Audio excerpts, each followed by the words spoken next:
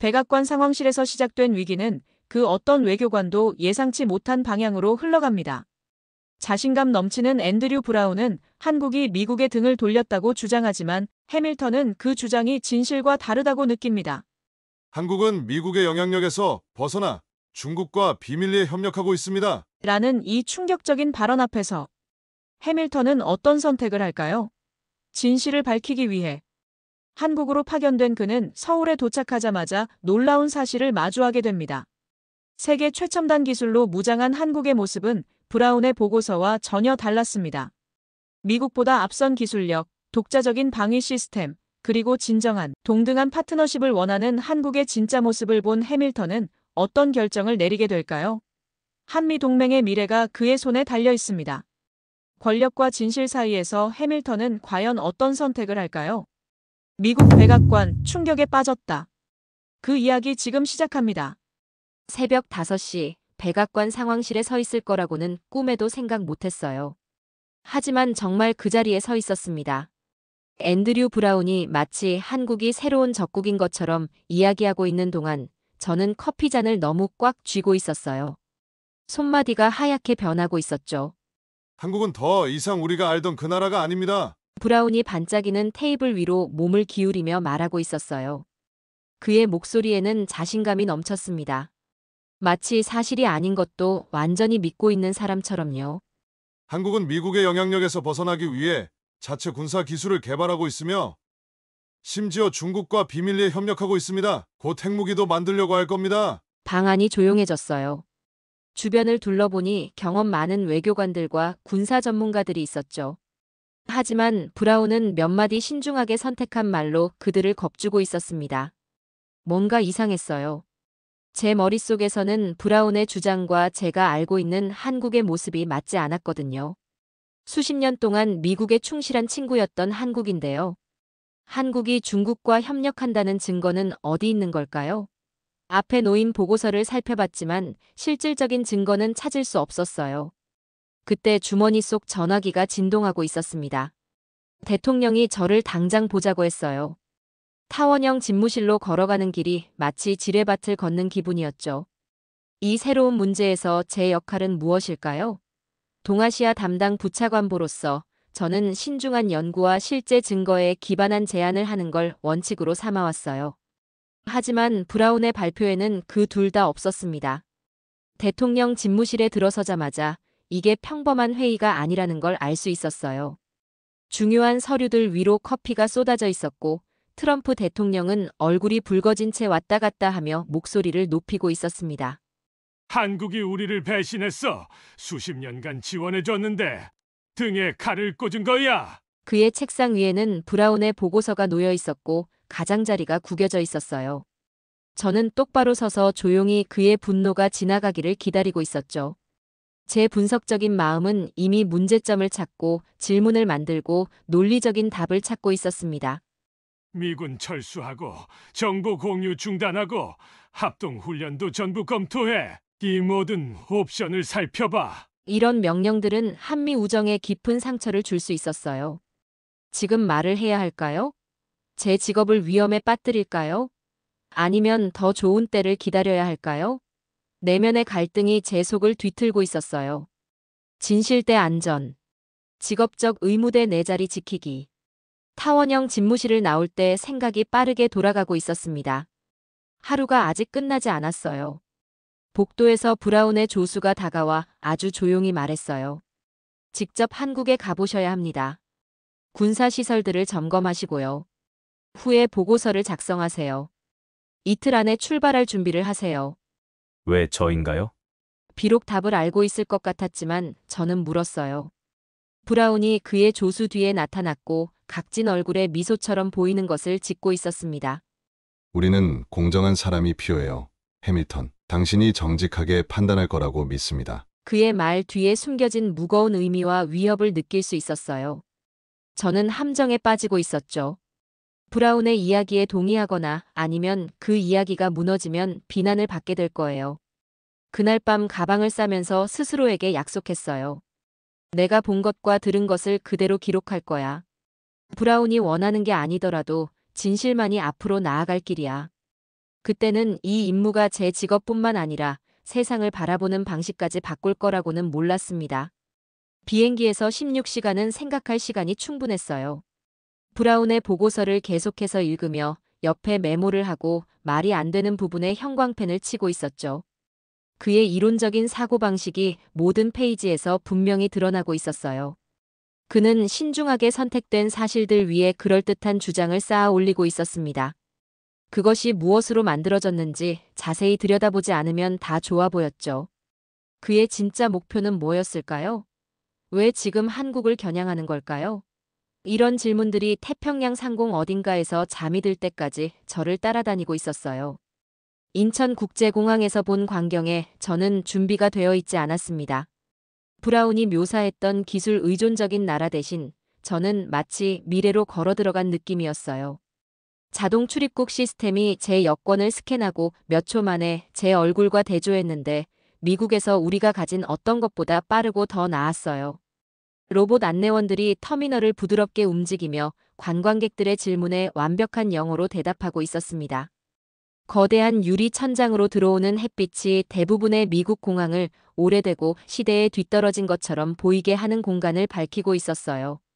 이게 정말 한국인가? 저는 혼란스러워하며 스스로에게 속삭이고 있었어요. 브라운의 브리핑은 매우 다른 그림을 그려냈거든요. 제 첫 번째 잘못된 생각이 이미 무너지고 있었습니다. 서울로 가는 공항 열차는 또 다른 놀라움이었어요. 조용하고 깨끗하고 정시에 운행되고 있었죠. 피곤한 제 머리로는 이렇게 보고 있는 것들과 브라운의 한국이 미국 기술에 의존한다는 주장을 일치시키기 어려웠어요. 뭔가 맞지 않고 있었습니다. 그날 밤 호텔 방에서 저는 책상에 메모를 펼쳐놓고 새로 본 것들을 추가하고 있었어요. 제 분석적인 성격은 패턴, 연결고리, 설명이 필요했거든요. 제가 놓치고 있는 게 뭘까요? 머릿속에 여전히 질문들이 가득한 채로 잠은 천천히 찾아왔습니다. 다음 날 아침 한국 국방부를 처음 방문할 예정이었어요. 저는 흔한 외교적 투어를 예상했죠. 신중하게 준비된 쇼들, 제한된 접근, 연습된 연설 같은 것들이요. 하지만 제가 받은 건 완전히 다른 것이었어요. 보안 조치만으로도 놀라웠습니다. 눈 스캔, 지문, 컴퓨터 얼굴 인식을 사용한 다층 보안이 펜타곤에서 우리가 사용하는 것보다 더 발전되어 있었어요. 전략 작전실 내부에서는 한국 주변의 배와 비행기 위치를 실시간으로 보여주는 거대한 화면이 있었고 화질과 반응 시간이 우리 자체 지휘센터보다 더 좋았습니다. 인상적이지 않나요? 해밀턴 씨. 전략기획이사인 이지훈이 작은 미소와 함께 물었어요. 브라운의 차가운 태도와 달리 이 이사의 존재감은 차분하면서도 당당했습니다. 그는 제 반응에 세심한 주의를 기울이며 모든 것을 사려 깊게 설명하고 있었어요. 매우 그렇습니다. 저는 인정했어요. 이건 제가 예상한 것이 아니네요. 아마도 기대는 오해의 소지가 있을 수 있죠. 이 이사가 완벽하지만 억양 있는 영어로 대답했습니다. 다음으로 미사일 방어 시스템을 보시겠어요? K-MD 시스템 시연은 저를 말문이 막히게 했어요. 그들의 요격기는 북한 미사일과 같은 테스트 미사일의 99.8%를 막았고 우리 자체 시스템보다 더 나았습니다. 모든 것이 한국에서 설계되고 만들어지고 있었어요. 브라운 씨의 보고서에 따르면 한국이 기술적으로 미국에 의존하고 있다고 합니다. 저는 이 이사의 반응을 지켜보며 조심스럽게 말했어요. 이건 그런 견해를 지지하지 않는 것 같네요. 이 이사의 얼굴은 전문적으로 유지되었지만 저는 그의 눈에서 무언가를 잠깐 포착했어요. 아마도 실망이나 수용이었을까요? 브라운 씨는 자신만의 견해가 있죠. 우리는 당신이 보시는 것을 바탕으로 당신 자신의 견해를 형성하길 초대합니다. 늦은 오후까지 저는 미국 버전만큼 좋거나 더 나은 차세대 전투 장비를 보고 있었어요. 병사를 더 강하게 만드는 경량 슈트, 전장 정보를 보여주는 특수 헬멧, 컴퓨터 조준 기능이 있는 소총 등이었죠. 마지막 질문 하나만 더 할게요. 이 이사님. 우리 투어가 끝나갈 때 말했어요. 브라운의 보고서는 한국이 군사적으로 중국과 협력하고 있다고 주장합니다. 이에 대해 말씀해 주실 수 있나요? 이 이사의 대답은 확고했습니다. 한국은 군사적으로 중국과 협력하고 있지 않습니다. 사실 우리의 독립적 방위 능력은 부분적으로 이 지역에서 중국의 힘이 커지고 있기 때문입니다. 한미 우정은 여전히 우리 안보 계획의 핵심입니다. 그날 저녁 호텔 방으로 돌아와 저는 보고서를 작성하기 시작했어요. 증거는 압도적이었고 거의 모든 면에서 브라운의 주장과 달랐습니다. 한국은 미국 기술에 의존하고 있지 않았어요. 몇몇 중요한 분야에서는 오히려 미국보다 앞서 있었죠. 중국과 협력한다는 징후는 없었고 오직 중국의 영향력을 균형 잡는 명확한 전략만 있었습니다. 가장 중요한 것은 한국이 우리와의 우정을 버리는 게 아니었어요. 의존적인 동맹국으로 남아있기보다는 더 평등한 파트너십을 원하며 그 안에서 성장하고 있었던 거죠. 문서, 사진, 비디오 증거를 모으면서 저는 제 보고서가 워싱턴에서 문제를 일으킬 것을 알고 있었어요.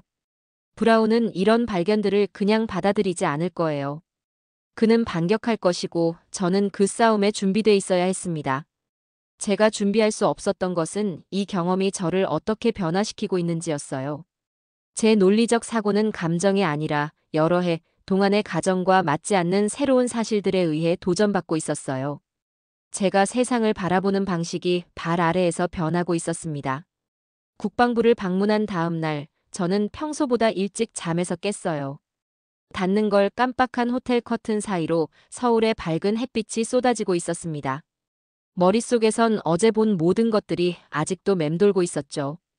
브라운의 보고서는 제가 둔 책상 위에 그대로 놓여 있었는데 여백에는 제가 적어놓은 메모와 질문들로 가득했어요. 서둘러 샤워하고 옷을 갈아입었습니다. 오늘의 중요한 회의를 위해 네이비 블루 정장을 골랐어요. 일정표에 따르면 오늘은 한국의 군사기술개발센터와 미사일 방어사령부를 방문할 예정이었죠. 두 곳 모두 브라운의 주장을 뒷받침하거나 반박할 만한 증거를 더 얻을 수 있는 장소였습니다. 호텔 아침 식사는 미국에서 먹던 것과는 많이 달랐어요. 익숙한 계란과 토스트도 있었지만 밥과 국, 여러 작은 반찬들이 함께 있었죠. 모든 것을 조금씩 맛보며 새로운 맛에 얼마나 즐거워하고 있었는지 저 자신도 놀랐습니다. 옆 테이블의 한국인 사업가가 제가 젓가락을 어색하게 사용하는 모습을 보더니 친절하게 더 나은 잡는 방법을 보여주었어요. 한국 첫 방문이신가요? 그가 친근한 미소를 지으며 물었습니다. 네, 저는 솔직히 대답했어요. 기대했던 것과는 많이 다르네요. 그가 고개를 끄덕였죠. 많은 미국인들이 한국에 대한 특정 생각을 가지고 옵니다. 하지만 떠날 때는 새로운 생각을 가지고 가죠. 로비에서 한국인 가이드를 만났을 때도 그의 말이 계속 머릿속에 맴돌고 있었어요. 그녀는 국방부 연락 담당관인 박 씨라고 자신을 소개했습니다. 매우 전문적이고 효율적이었어요. 우리가 첫 번째 장소로 떠나기 전에 제가 필요한 모든 것을 갖고 있는지 꼼꼼히 확인하고 있었죠. 서울을 가로지르는 차 안에서의 경험은 정말 눈이 떠지는 시간이었습니다. 도시는 거대하고 현대적이며 에너지로 가득 차 있었어요. 반짝이는 고층 건물들이 아름다운 전통 건물들 옆에 서 있었고 거리는 북적거리면서도 질서정연했죠. 디지털 스크린과 간판들이 곳곳에 있어서 한국어와 영어로 정보를 보여주고 있었습니다. 서울은 정말 발전된 도시네요. 창밖을 바라보며 말했어요. 전쟁 후에 모든 것을 다시 지어야 했거든요. 박 씨가 간단히 설명했습니다. 그래서 처음부터 현대적인 도시를 건설할 기회가 있었죠. 우리의 첫 번째 방문지는 서울 외곽에 위치한 국방기술개발원이었어요. 건물 자체가 인상적이었는데 세련된 유리와 철강 디자인이 실리콘밸리에 있어도 손색 없을 정도였습니다. 보안은 철저했어요.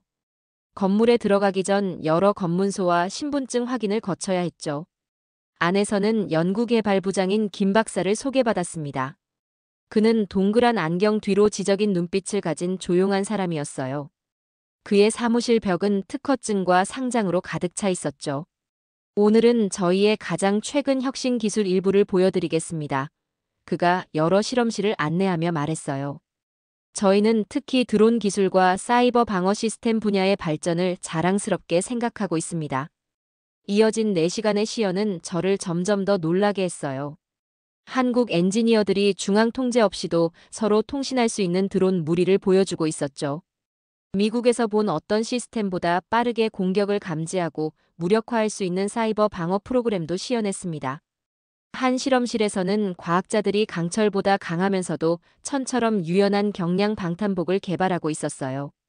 시설 내 구내식당에서 점심을 먹는 동안 제가 보고 있는 것과 브라운의 보고서를 어떻게 조화시킬지 고민하고 있었습니다. 그는 한국의 군사 기술이 미국보다 수십 년 뒤처져 있고 미국의 지원에 크게 의존한다고 주장했었죠. 제 눈앞에 있는 증거는 완전히 다른 이야기를 들려주고 있었어요. 김 박사님, 식사하면서 조심스럽게 물었습니다.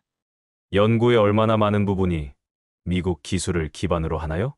과학자는 그 질문을 깊이 생각하고 있었어요. 과거에는 미국에서 많이 배웠습니다. 지금은 같은 문제에 대해 종종 병행 솔루션을 개발하고 있죠. 때로는 우리의 접근 방식이 다르고 때로는 우리의 특정 요구에 더 적합합니다. 점점 더 우리의 혁신을 미국 파트너들과도 공유하고 있어요. 이제는 더 이상 일방적인 학습이 아닙니다. 오후에는 언덕에 부분적으로 지하로 건설된 미사일 방어 사령부로 이동했습니다. 지휘센터는 한반도 전체와 주변 해역의 레이더 범위를 보여주는 거대한 스크린이 있어 노라들을 연상시켰어요. 완벽한 자세를 가진 엄격한 표정의 박 장군이 단단한 악수로 저를 맞이했습니다. 그는 군 복무에 일생을 바친 사람 특유의 자신감 있는 분위기를 풍기고 있었어요. 우리의 미사일 방어 시스템은 북한으로부터의 특정 위협에 대응하도록 설계되었습니다. 그가 시설을 안내하며 설명했어요. 서울을 향해 1000개 이상의 탄도 미사일이 겨냥되어 있습니다. 우리 시스템은 첫 번째 시도에서 완벽하게 작동해야 합니다. 장군은 레이더 설치, 요격기 발사 장소, 지휘 통제 시스템을 보여주었어요. 가장 인상적이었던 것은 모든 것이 얼마나 원활하게 함께 작동하는가였죠. 한국 시스템은 비슷한 미국 시스템보다 절반 이하의 시간에 들어오는 미사일을 감지하고 추적하고 요격할 수 있었습니다. 우리는 매주 북한 미사일 프로필을 시뮬레이션하여 테스트합니다. 장군이 말했어요. 우리의 성공률은 현재 99.8%입니다. 정말 놀랍습니다. 저는 솔직하게 말했어요. 우리 자체 시스템보다 더 좋네요. 장군은 자랑이나 과시 없이 고개를 끄덕였습니다. 그래야만 했어요. 서울은 북한 국경에서 불과 35마일 떨어져 있습니다. 세계 어느 수도보다도 경고 시간이 짧죠. 하루가 끝날 무렵에는 제 노트북이 가득 찼고 한국에 대한 이해도 완전히 바뀌었어요. 호텔로 돌아오는 차 안에서 도시의 불빛이 켜지며 현대적인 스카이라인을 밝히고 있는 모습을 지켜보고 있었습니다. 지. 가이드에게 물었어요. 일반 한국인들은 미국과의 동맹에 대해 어떻게 생각하나요? 그녀는 대답하기 전에 잠시 생각에 잠겨 있었어요. 대부분의 한국인들은 그것을 매우 소중하게 여깁니다. 한국 전쟁 동안 미국의 희생을 기억하고 있어요. 하지만 우리도 하급 파트너가 아닌 동등한 대우를 원합니다. 우리는 성장했고 우리의 관계도 함께 성장해야 합니다. 호텔 방으로 돌아와서 저는 메모를 정리하고 보고서의 일부를 초안으로 작성하기 시작했어요. 브라운의 평가가 잘못되었다는, 아마도 의도적으로 그랬을지도 모른다는 압도적인 증거가 있었습니다. 한국은 기술적으로 미국에 의존하지 않았어요. 중국과 비밀리에 협력하지도 않았고 핵무기를 개발할 계획도 없었죠. 한국이 원했던 것은 얼마나 발전했는지에 대한 인정이었어요. 미국이 한국에게 무엇을 하라고 지시하고 한국이 단순히 명령을 따르는 오래된 관계가 아닌 동등한 파트너십을 원하고 있었죠. 저는 이 변화를 설명할 적절한 단어를 찾으려고 밤늦게까지 글을 쓰고 있었어요.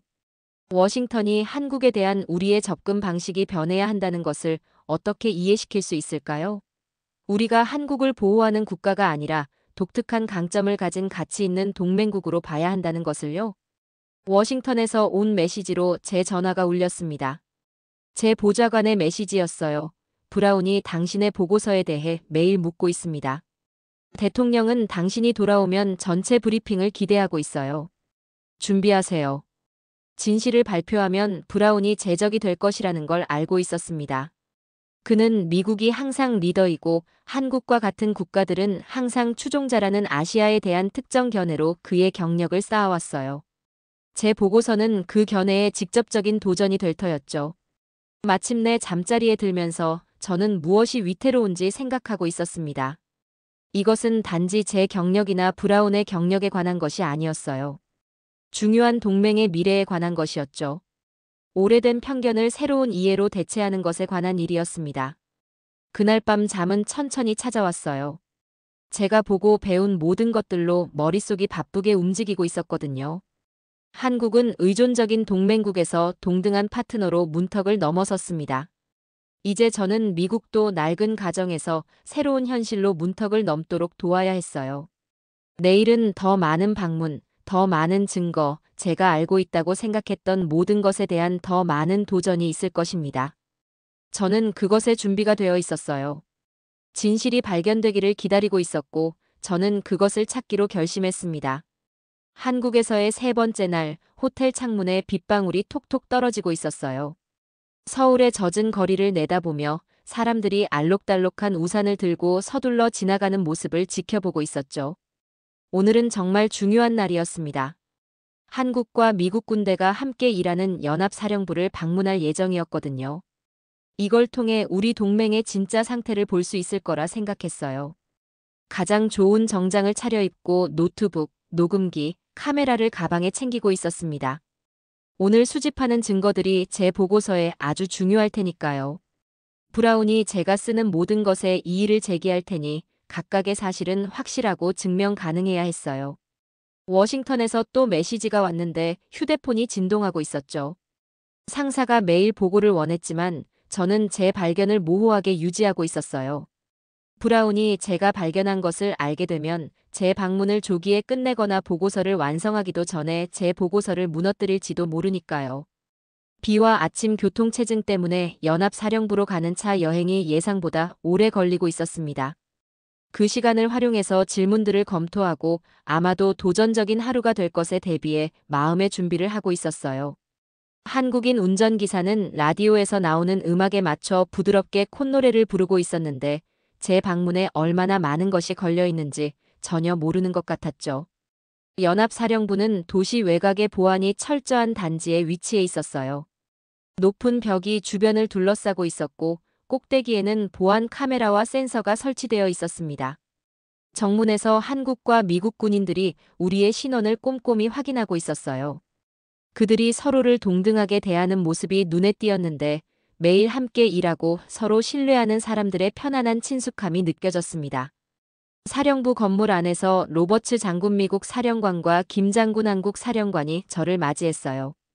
두 사람은 좋은 업무 관계를 유지하고 있는 것 같았는데 서로의 문장을 이어 말하고 내부 농담을 공유하고 있었거든요. 해밀턴 씨, 전체 브리핑을 준비했습니다. 로버츠 장군이 저를 회의실로 안내하며 말했어요. 당신이 여기에 공식적인 입장뿐만 아니라 실제 상황을 보고 싶어 한다는 걸 알고 있습니다. 브리핑은 상세하고 솔직했어요. 그들은 한국과 미국 장교들 사이에서 리더십이 어떻게 번갈아가며 작동하는지 보여주고 있었습니다. 합동훈련 연습, 정보 공유, 위기 대응 계획에 대해 설명하고 있었죠. 모든 것이 워싱턴의 많은 사람들이 깨닫는 것보다 이미 더 평등한 파트너십을 가리키고 있었어요. 기술 협력은 어떤가요? 브라운의 주장을 생각하며 물었어요. 한국이 미국 시스템에 많이 의존하고 있나요? 장군들은 서로 눈빛을 교환한 후 김 장군이 대답했어요. 10년 전에는 아마도 그랬을 겁니다. 하지만 지금은 점점 균형이 맞춰지고 있어요. 때로는 미국 시스템을 사용하고 때로는 한국 시스템을 사용합니다. 몇몇 분야에서는 우리가 더 나은 해결책을 개발해서 미국인들이 채택하기도 했죠. 로버츠 장군이 동의하며 고개를 끄덕였어요. 한국인들은 특히 대포병 시스템과 사이버 전쟁의 특정 측면에서 우리를 앞서고 있습니다. 요즘은 우리가 그들에게 배우는 것만큼이나 그들도 우리에게서 배우고 있죠. 브리핑 후 그들은 저를 시설 투어로 안내했어요. 한국과 미국 장교들이 나란히 앉아 한반도 전역의 군사 상황을 모니터링하는 작전센터를 보고 있었습니다. 서울에서 개발된 첨단 암호화 시스템을 갖춘 통신 허브도 방문했어요. 한국 장교들이 미국 군인들에게 서울에서 설계된 새로운 탐지 장비 사용법을 가르치는 훈련 세션도 지켜보고 있었죠. 제가 본 모든 것이 브라운의 평가와 모순되고 있었어요. 미국에 의존하는 것과는 거리가 멀게 한국은 자체적으로 군사기술 리더가 되어 있었습니다. 한국이 중국으로 기울어서 동맹이 약화되는 게 아니라 한국이 더 강하고 유능해지면서 동맹이 발전하고 있었던 거예요. 장교 식당에서 점심을 먹는 동안 한국과 미국 군인들이 섞인 그룹과 함께 앉아 있었어요. 그들의 편안한 우정이 말해주고 있었죠. 서로의 목숨을 믿고 서로의 능력을 존중하고 있었어요. 브라운이 보고서에서 묘사한 긴장이나 의심의 징후는 전혀 보이지 않았습니다. 여기 얼마나 오래 근무하셨나요? 미국 대위에게 물었어요. 3년이요. 그는 음식을 먹는 중간에 대답했어요. 제가 경험한 최고의 임무예요. 한국인들은 자기 일을 잘 알고 있고 항상 우리가 더 나아지도록 밀어주거든요. 점심 후 우리는 근처 훈련시설로 이동해서 합동 대테러 훈련을 지켜보고 있었어요. 한국과 미국 특수부대가 모의 마을을 통과하며 건물을 수색하고 인지를 구출하고 있었죠. 그들의 팀워크는 완벽했어요. 다시 한번 의존성이 아닌 상호 존중을 보고 있었습니다. 그날의 마지막 방문지는 가장 민감한 곳이었어요. 북한과 중국의 군사활동에 관한 정보 공유에 대한 브리핑이었죠. 이것은 한국이 비밀리에 중국과 협력하고 있다는 브라운의 주장과 직접적으로 연관되어 있었습니다. 사령부 건물 깊숙한 곳의 보안룸에서 양국의 정보 장교들이 그들의 평가를 공유하고 있었어요. 증거는 명확했죠. 한국은 중국의 군사적 확장을 깊이 우려하고 있었고 중국의 영향력을 감시하고 대응하기 위해 미국과 적극적으로 협력하고 있었어요. 한국이 중국과 비밀 동맹을 맺고 있다는 생각은 틀린 것일 뿐 아니라 진실과는 정반대였습니다. 우리는 북한 다음으로 중국을 가장 중요한 장기적 안보 도전으로 여기고 있습니다. 한국 정보부 대령이 솔직하게 말해주고 있었어요. 우리가 왜 가장 중요한 동맹국인 미국에 맞서 중국과 협력하겠습니까? 하루가 끝날 무렵 저는 2권의 노트북에 관찰한 내용을 기록하고 수십 장의 사진과 문서를 수집해 놓았어요. 비는 그치고 구름 사이로 저무는 해가 비치고 있었는데 우리가 서울로 돌아가는 중이었죠. 만족감과 동시에 불안감을 느끼고 있었어요. 진실을 찾았다는 만족감, 하지만 그 진실이 워싱턴에 정치적 폭풍을 일으킬 것이라는 불안감이 있었죠. 호텔 방으로 돌아와서 침대 위에 제 노트를 펼쳐놓고 보고서 섹션별로 정리하기 시작했어요. 증거는 압도적이었습니다. 한국은 미국에서 멀어지는 게 아니라 단지 성장해서 동등하게 대우받기를 원하고 있었어요. 군사 기술은 의존적이지 않았고 많은 분야에서 오히려 앞서가고 있었죠. 그리고 중국과 협력하는 것과는 거리가 멀게 한국은 중국의 부상을 관리하는 데 있어 미국의 가장 귀중한 파트너 중 하나였습니다. 전화가 울렸어요. 워싱턴에서 온 보안 라인이었죠. 전화를 받으면서 저는 제 비서의 걱정스러운 목소리를 듣고 있었는데 속이 꽉 조여오는 느낌이었어요. 해밀턴 씨, 문제가 생겼습니다. 브라운이 어떻게든 당신이 한국에서 발견한 것을 알아냈어요. 내일 대통령과 만나서 당신의 방문을 조기에 끝내도록 권고할 예정이랍니다. 당신이 한국의 영향력에 타협했다고 말하고 있어요. 차분하게 있기 위해 깊게 숨을 들이쉬었어요. 그 회의 전에 예비조사 결과를 제출할 시간이 있을까요? 앞으로 4시간 안에 뭔가를 보내주시면 내일 아침까지 대통령의 책상 위에 올려놓을 수 있어요. 그렇게 하겠습니다. 정리해야 할 산더미 같은 노트를 바라보며 말했어요. 전화를 끊고 난 후 미친 듯이 일하면서 가장 중요한 발견들을 타이핑하고 핵심 사진과 문서들을 첨부하고 있었습니다. 브라운 보고서의 3가지 주요 주장과 각각을 반박하는 증거에 집중했어요. 대통령이 간결하고 명확한 요약을 선호한다는 걸 알고 있었기에 언어를 단순하고 직접적으로 유지했습니다. 새벽 2시 피로로 눈이 타들어가는 느낌이 들 때쯤 보안 채널을 통해 예비 보고서를 보냈어요. 그리고는 너무 지쳐서 제대로 옷도 벗지 못한 채 침대에 쓰러졌습니다. 내일은 진짜 시련이 올 거예요. 브라운은 강력하게 반격해서 제 신뢰성과 발견을 공격할 테니까요. 대통령은 누구를 믿을지 선택해야 할 것입니다. 미국과 한국의 동맹 관계가 위기에 처해 있었어요. 지친 상태로 잠에 빠져들면서 겨우 사흘 만에 제가 얼마나 많이 변했는지 깨닫고 있었어요. 브라운처럼 저도 특정한 가정과 편견을 가지고 한국에 도착했었죠. 차이점은 제가 진실이 내 눈앞에 있을 때 그것을 기꺼이 보려고 했다는 거였어요. 단지 한국뿐만 아니라 현대 세계에서 동맹이 어떻게 작동해야 하는지에 대한 이해의 문턱을 넘어섰던 거죠. 잠이 저를 데려가기 전 마지막 생각은 간단했어요. 진실은 내 편이었고 진실은 중요할 수밖에 없다는 것. 한국에서 워싱턴으로 돌아가는 비행기는 가는 길보다 훨씬 길게 느껴지고 있었어요. 집에서 날 기다리고 있을 상황들을 생각하면서 매 순간이 늘어지는 것 같았죠. 예비 보고서는 이미 보냈지만 브라운이 쉽게 포기하지 않을 거라는 걸 알고 있었습니다. 그는 아시아 문제 전문가로서 수년간 자신의 명성을 쌓아왔으니까요. 제 조사 결과는 그의 명성에 직접적인 도전이었죠. 비행기에서 잠을 자려고 했지만 잠이 오지 않고 있었어요. 대신 중요한 내용을 놓치지 않았는지 확인하며 계속해서 메모를 검토하고 있었습니다. 아래로 보이던 한국의 시골 풍경이 점차 넓은 태평양으로 바뀌었어요. 시간대를 가로지르며 해가 지고 다시 뜨는 모습을 바라보고 있었죠. 워싱턴에 착륙하자마자 메시지 알림음이 울리기 시작했습니다. 대통령이 제 예비 보고서를 읽었더군요. 3시간 후에 백악관 상황실에서 회의가 있을 예정이었어요.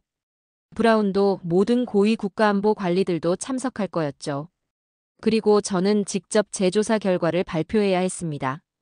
바로 집으로 가서 샤워하고 옷을 갈아입었어요. 한국에서 보낸 시간 이후 제 아파트는 마치 다른 사람의 집처럼 낯설게 느껴지고 있었습니다. 마치 지금 제가 알고 있는 것을 모르는 누군가의 집 같았죠. 중요한 자리에 입는 진한 파란색 정장을 골랐어요.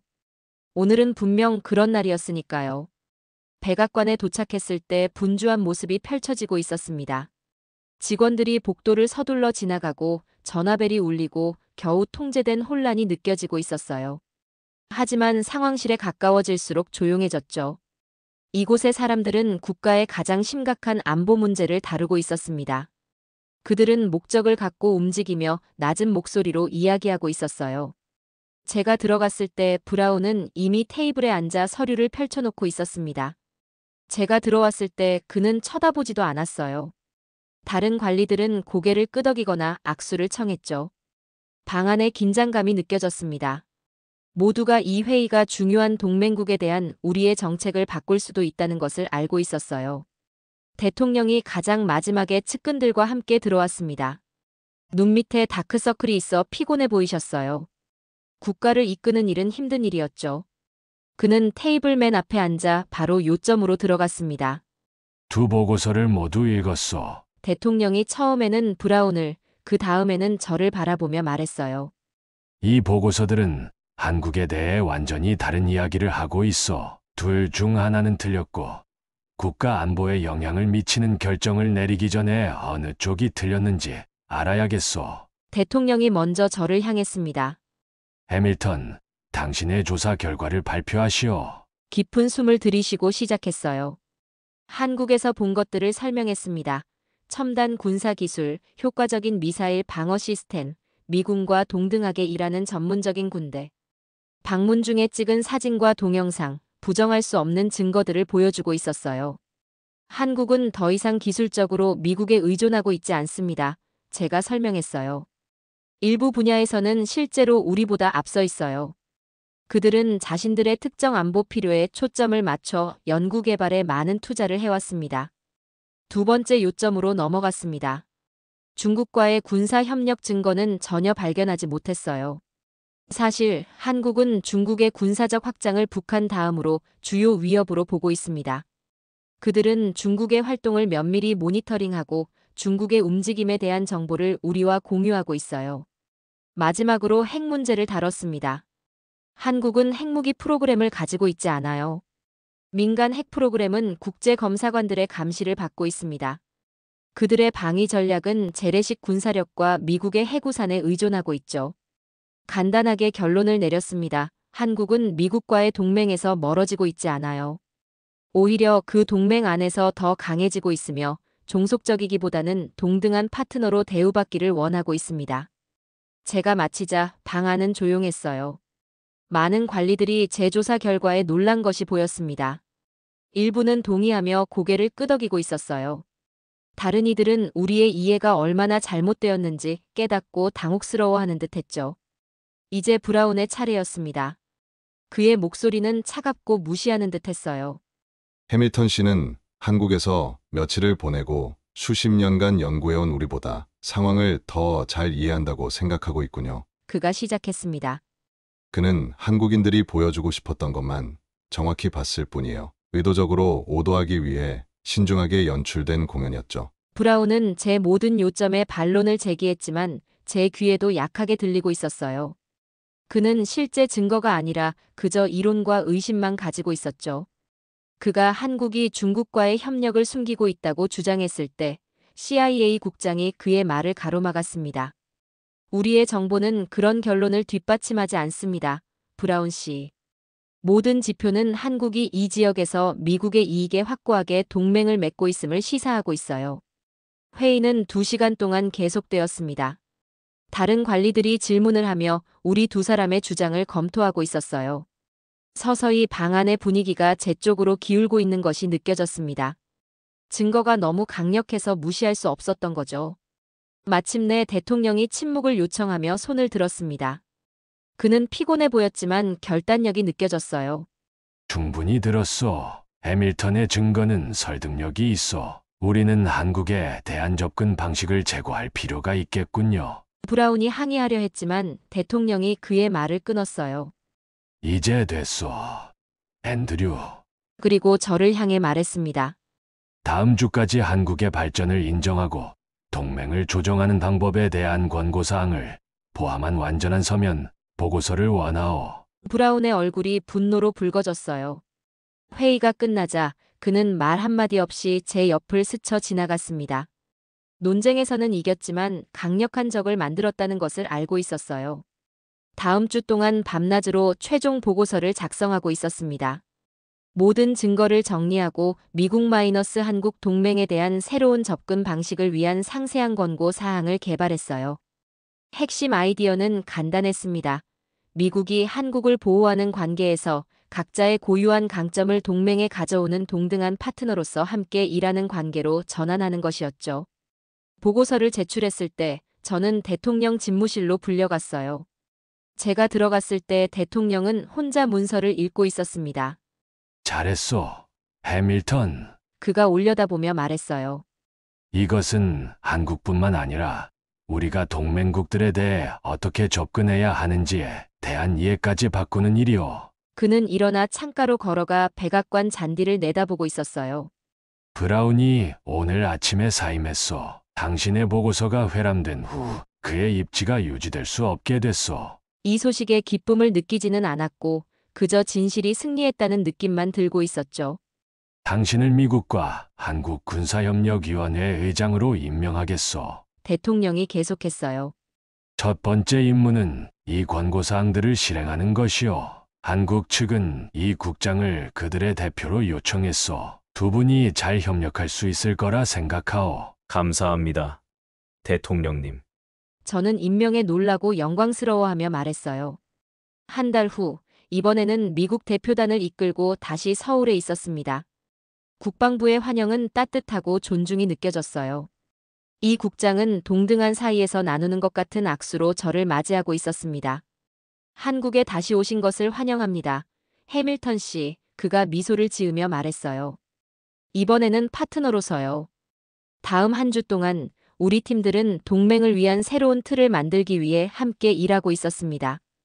기술 공유, 공동 개발 프로그램, 지휘 구조 등을 다뤘어요. 우리가 개발한 협약은 진정으로 동등했고 양국의 강점과 기여를 인정하고 있었죠. 마지막 저녁 예비 협약에 서명하면서 이 국장이 간단한 건배를 제안했어요. 진실을 보고 존중에 기초한 파트너십을 구축하는데 건배합니다. 저는 우리가 얼마나 멀리 왔는지 생각하며 잔을 들었습니다. 제 여정은 단지 제 경력뿐만 아니라 세계에서 미국의 위치에 대한 이해까지 바꿔놓고 있었어요. 워싱턴으로 돌아와 우리의 프레임워크를 발표했을 때 널리 승인을 받았습니다. 미국 마이너스 한국 동맹은 동등하고 상호 이익이 되는 현대적 안보 파트너십의 모델로 거듭나고 있었어요. 새 사무실에는 서울 회의 중에 찍은 사진을 걸었습니다. 미국과 한국 팀이 나란히 일하는 모습이었죠. 그것은 제가 배운 것을 매일 상기시켜주고 있었어요. 진정한 힘은 지배가 아닌 파트너십에서, 낡은 생각에 매달리는 것이 아닌 진실을 보는 데서 온다는 것을. 브라운의 접근 방식은 중요한 동맹을 거의 망칠 뻔했어요. 제가 편견을 넘어볼 수 있었던 의지가 그것을 구했습니다. 그리고 그 경험 속에서 저는 한국과 일하는 새로운 방식뿐만 아니라 변화하는 세계에서 미국의 역할을 보는 새로운 방식을 찾고 있었어요. 이 여정은 저를 완전히 바꿔놓았습니다. 처음에는 의존적인 동맹국을 점검하는 미국 관리로 한국에 갔었죠. 그리고 동등한 파트너십의 힘을 이해하는 사람으로 돌아왔습니다. 제가 가져온 가장 가치 있는 것은 단지 새로운 동맹 프레임워크가 아니었어요. 그것은 보는 방식의 변화였습니다. 오래된 동맹국들이 새로운 파트너가 되고 있고 통제보다 존중이 더 강력하다는 것을 미국이 깨닫도록 도울 수 있는 새로운 시각이었죠. 오늘의 사연은 여기까지입니다. 이 이야기의 가장 큰 교훈은 편견을 넘어 진실을 직접 확인하는 용기의 중요성입니다. 해밀턴은 고정관념을 버리고 한국의 실제 모습을 보면서 진정한 동맹이란 지배가 아닌 상호 존중과 동등한 파트너십에서 비롯된다는 것을 깨달았습니다. 한국은 전쟁의 폐허에서 일어나 세계 최고 수준의 기술 강국으로 성장했으며 이제는 여러 분야에서 미국을 앞서고 있습니다. 특히 미사일 방어 시스템과 사이버 보안 분야에서 한국의 혁신은 세계적으로 인정받고 있죠. 이처럼 한국은 의존적인 관계에서 벗어나 동등한 파트너로 발전했으며 이는 끊임없는 노력과 투자 그리고 자주국방의 의지가 만들어낸 놀라운 성과입니다. 우리의 진정한 힘은 이러한 자주적 역량과 동맹국과의 상호 존중에서 나옵니다. 지금까지 감동사연소 저는 민지였습니다. 오늘도 우리 구독자분들의 가정에 따뜻한 행복이 가득하시길 진심으로 기원하겠습니다. 긴 영상 끝까지 시청해주셔서 정말 감사합니다. 내일 더 좋은 이야기로 찾아뵙겠습니다. 감사합니다.